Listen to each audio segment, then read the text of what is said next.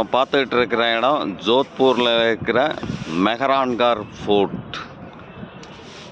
ராஜஸ்தான்னாவே பேலஸ்களும் கோட்டைகளும் நிறைந்த இடம்தான் ராஜஸ்தான். இது ஜோத்பூர்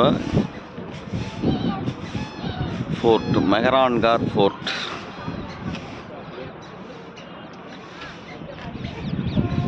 எல்லாம் ஆரவள்ளி மலைத்தொடர்கள் இருக்குது, மலையை சுற்றி கோட்டைகள் இருக்குது, பேலஸ்கள் இருக்குது. இதுதான் ஜோத்பூர் சிட்டி.